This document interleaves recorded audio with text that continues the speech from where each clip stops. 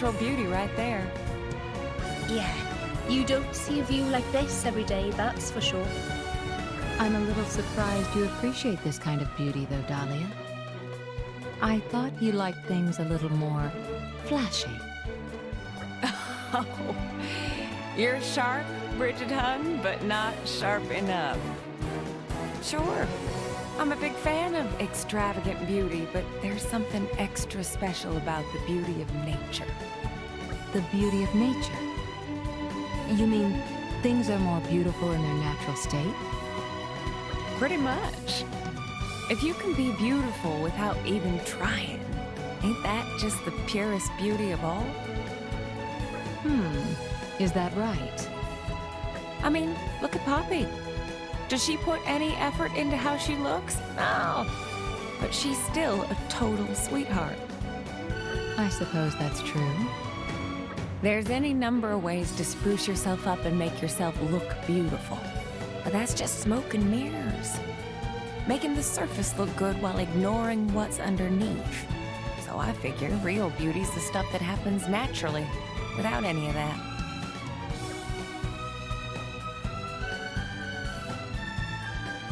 You're pretty beautiful anyway, though. Why, thank you, hon. But I've still got a long way to go. Like I said before, it's not enough to just look good on the outside. Like, say if I was to scarf down all your breakfast by myself, would you think I was beautiful then? Or if I ran away in the middle of battle, leaving my driver behind? To be really beautiful, you gotta start from what's inside. The beauty that flows forth naturally from a person, both inside and out. That's what I'm striving for. That's why my goal is to never hide behind decorations and always show my true self. Oh, I get it. Pretty neat philosophy to live by, I guess. Then maybe you'd like to join me, hon? We can better our true selves together.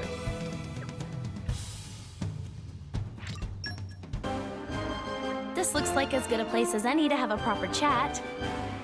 So, what did you want to discuss? Well, listen, Morag. What do you think of me? Well, I was wondering, do you think I'm feminine enough? Relax. You're a very lovely young woman. Well, I mean, I'm sure most women look feminine and cute next to you, Morag, but... Are you trying to insult me? No, not at all. Sorry, I'm not good with words. But don't you think I'm kind of plain next to Pyra and Bridget? It's true that the two of them do have a certain healthy vigor about them. Right? Sometimes I feel like I need to up my game a bit when it comes to looks. I see. And you thought I must know all the tips and tricks to keep one's appearance in tip-top shape. No, I wouldn't come to you for that kind of advice. It's just, you dress like a guy, right? Oh. So I figured you probably have a good idea of how men think. I see. Yeah, I knew you'd understand. So tell me, from your point of view, what have Bridget and Pyra got that I haven't? Forget it. We're done here. Huh? Wait a sec, Morag. Weren't you gonna help me? Oh, come on! You're such a tease!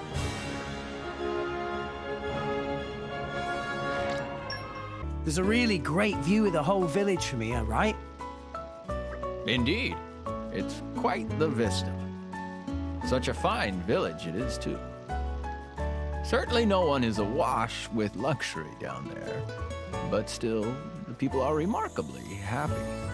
Even when life is hard, they keep smiling, keep looking forward. I think of it as the continuation of Van Damme's spirit. He may be gone, but his good deeds outlive him. Yes, it's a fine thought, knowing the man who built and protected this village was once my driver. Do you want to hear about Van Damme? Well, it seems a tad rude to go on about my old driver in front of my current one. But I've heard he was quite the remarkable man. Naturally, I'm curious. He was one of the good guys, all right? He had big muscles, a big voice, and an even bigger heart. It was Van Damme who taught me the basics of being a driver. More than that, in fact. He taught me all about blades, how to fight, the way of the world. I didn't know him for long, but he taught me the most important things I know. Is that right? He was the kind of solid, powerful, and dashing sort that is irresistible to the opposite sex, I'll wager. I'm not sure he was that much of a hit with the ladies, but he was a great guy, that's for sure. I feel the loss of my memories of him very keenly. Well, don't worry, Rock. Like I said before, the people of this village are carrying on what he started, and so are we. I hope I can become as good as him someday. I may still have a way to go. But just you stick with me, Rock, and one day, you'll see. I don't doubt it.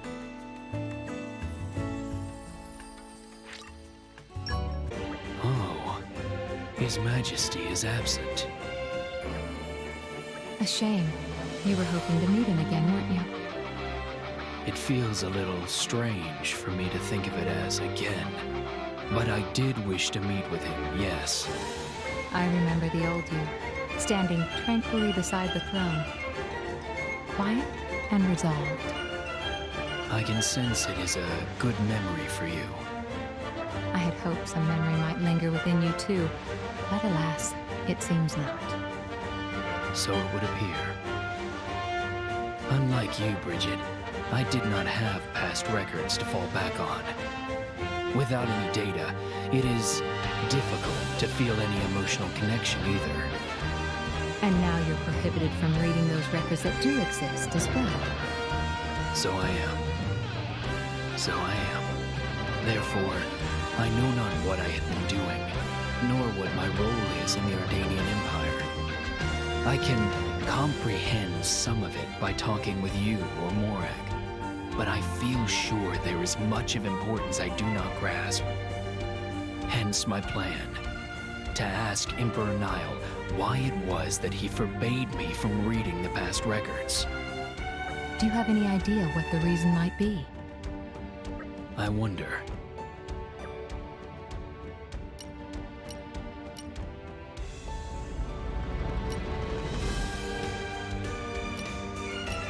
This may be presumptuous to suggest, but he may have thought that I should work for the good of all rest, rather than just for the Empire. You mean that an adept blade should serve the world, not a single country? Yes, precisely. You can be quite brazen sometimes. I was hesitant to say it myself.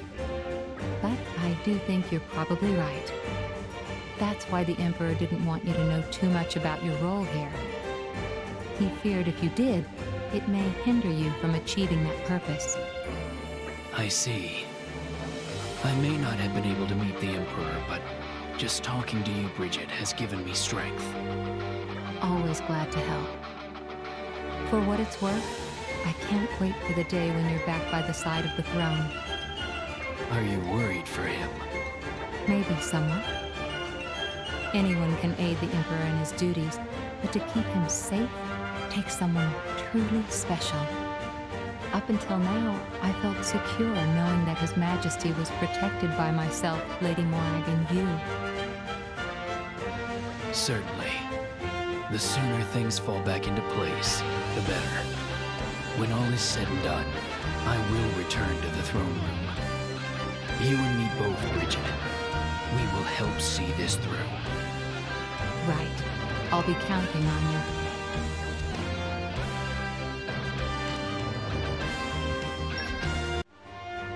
Hey, Vale! What's up? You'd better not be sick. Vale! Sun already up! Wakey, wakey! Is something wrong? They'll not wakey, wake. Maybe... I mean, I do remember her saying she wasn't much of a morning person. Maybe she's still sleeping. Should I go and wake her up? Yeah, do it.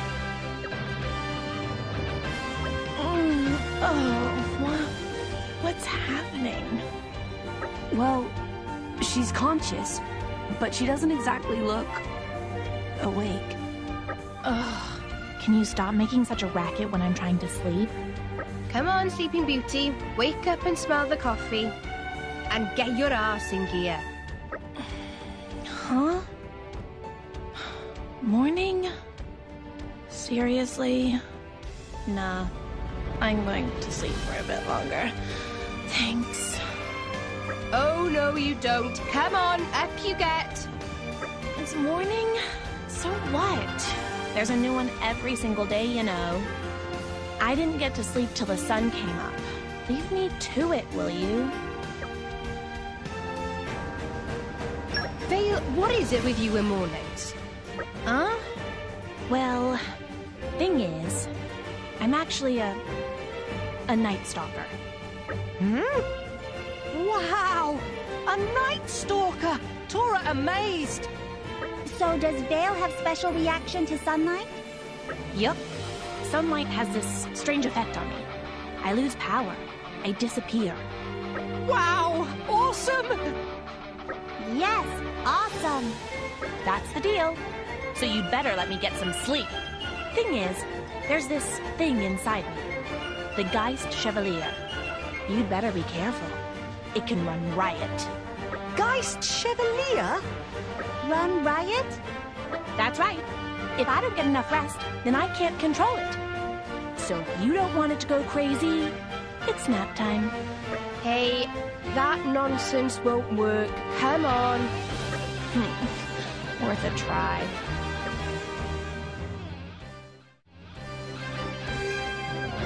What kept you up so late? I had this kind of secret meeting thing in the night. Secret meeting, huh? Yep, I met up with some buddies. We got into some pretty dark magical summoning stuff. Oh, now I get it. You met up with your girlfriends and spent the night chatting? No! It was a really important magic thing. That's not what Mithra told me. She said you were having a little chat fest with everyone. Mithra! Why'd you snitch on me? Big mouth. What kind of stuff friends talk about, anyway? Never mind. Let me see. You were just talking about what your favorite dessert was, right? Mithra! Why I'm gonna... Mithra? Are you in there? Or is it just Pyra? Well, whatever. Both of you are on pretty thin ice right now. Vale, if you don't come along now, I'm going to tell them the rest. That's from Mithra. Ugh! Wait! Wait! I got it. I'm coming. I'm coming, okay? Just don't say anything else. Hey, Tora, what's up? You look a little bit spaced out looking at the view like that. Oh, Rex. Tora was just thinking about when they captured Dadapon. Right. Oh, come to think of it, this was the place where he had to create all those artificial blades. Dadapon always was a bit of a scaredy-pon. Shy. Couldn't do bad thing even when needed to do bad thing. What happened to Dadapon was... Tora? How could they make him make so many rubbish blades? Tora cannot imagine how bitter it was for Dadapon. Huh? Hang on a moment, Tora. What is it, Rex? I thought you were sad because your dad... your dad, he got captured. No, not that. Dadapon happy whenever working. Dadapon love his work very much. Really? Really? Just look at Lila and Rosa. Dadapon's noponality is written all over them. Ah, yeah, it really comes through. But these new generic ones, no spirit, no verve. Maybe most important things for artificial blade. Something wrong, Rex? No, just... passion sure and high in your family. Why, of course. Spirit of adventure like air air we breathe.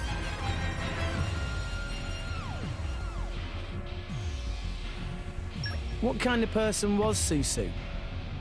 Susu? My Grampypon? Poppy interested too. Tell us, Master Pon. Honestly, Tora not remember much about Grampypon. Oh. Grampypon always locked away in lab all by self. Susu make lots of experiments and research?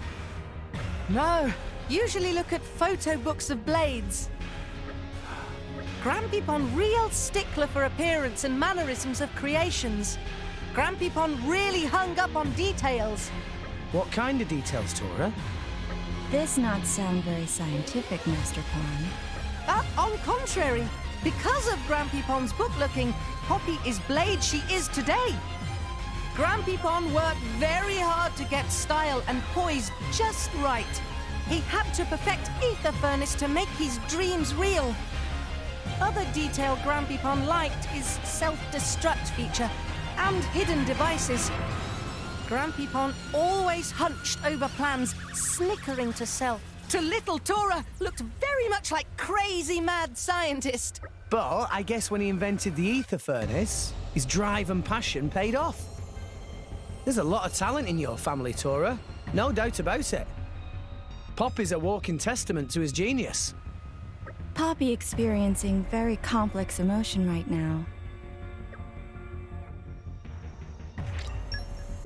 Coming to this place always calms me right down. I know what you mean. It's so empty, in a good way. They've got a good salvaging business going, but the place isn't bustling like Argentum.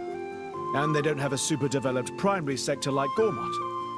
If you just want to live out your days in peace, there's really no better place. You talk like an old man sometimes. What do you think, Morag? I would like to live here a while. Oh, wasn't expecting that from you. Seeing such hospitality has been a refreshing experience for me. It's lovely to learn how the common folk live. I quite agree. It's very different from staying at a city inn. I guess you two are used to the high life, huh? Are you so different yourself? Since we left Tonto, we've been spending a lot of our nights roughing it up outdoors, huh? Sure have. It was pretty tough when we were camping out, waiting for you lot in Oriah and Morardane. Always on our toes, thinking you might show up at any moment. Yeah, I don't miss those hungry camping days. We came pretty close to eating turturs. Let's not talk about that. It's painful to remember. Waiting in the port here was pretty all right, though. Yeah, we could rest up in the ship at least. It sounds like you've been through a lot. Stakeouts are one experience I would rather avoid. Anyway, that's enough about the past. There was something I wanted to ask you, Morag. You've seen how smashing this place is, right? I'm just worried that Morardane and Oriah might wind up fighting over it or something. Not anytime soon, I should hope. If either nation were to make a move on these islands, it would be tantamount to a declaration of war. Morardane, at least, has no desire for such conflict. Ah, right. Well, that's pretty reassuring, at least. Why are you so invested in the fate of these islands, anyway? 'Cause it's where Rex grew up. Ain't it natural to worry about your friend's hometown? I suppose so. As long as this place is safe, our chum can focus on the tasks he's got to do. Don't want to let other worries start creeping in to distract him, do I? Real thoughtful, that is. You said it! I'm the best! And he just had to go and ruin it.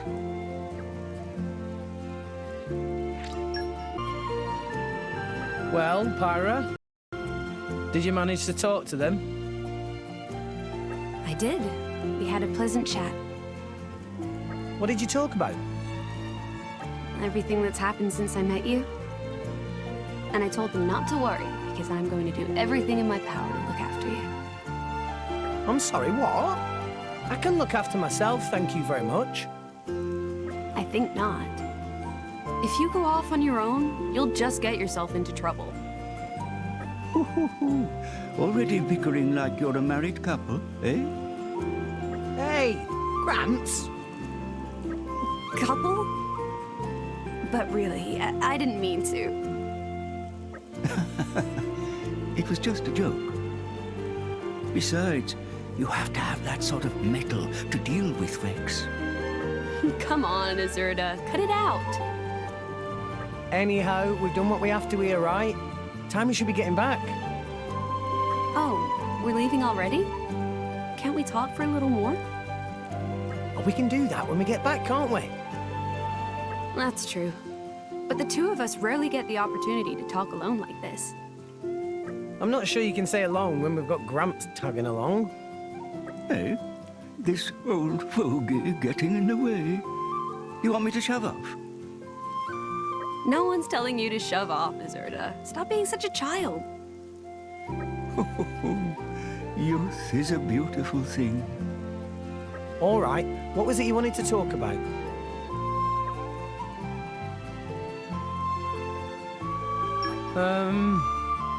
I don't really know. What makes you ask? Well, I'm a blade, so I don't really know much about parents. I was wondering what it's like to have them. I'm not sure how to explain it. All I know about my parents is what Gramps and Auntie Corinne have told me. Honestly, I have hardly any memory of them myself. It doesn't really feel real. Isn't that sort of sad? Not sad, exactly. I've just never really thought much about them. Oh. I see. I mean, it's Gramps and the villagers who've looked after me this whole time. They're my family. Everyone in the villages. And when you've got all these mums, dads, brothers and sisters, it's kind of hard to feel sad, you know? The downside to a big family is that you can't go a day without getting an earful from someone, eh? Hey, give it a rest. What? What's so funny? Sorry, I didn't mean to be rude. I just couldn't help but admire your way of thinking. I'd love to have a family as big as yours, Rex. What are you talking about, Pyra? You're already part of the family. So can we take this as a confession of love? Very bold of you to do so in front of your parents, my boy. What? Rex, hold on a second. No, that's not what I was trying to say. You, Nia, Morag, Zeke, and Toratu, all of you, you're all family to me. So there's no reason to feel sad or lonely. That's what I'm trying to say. So much for the boy having backbone. Sorry, Pyra, this one's going to be hard work. Well, that's all right. I've got a surprising amount of patience. Oi, what are you two going on about? Jeez.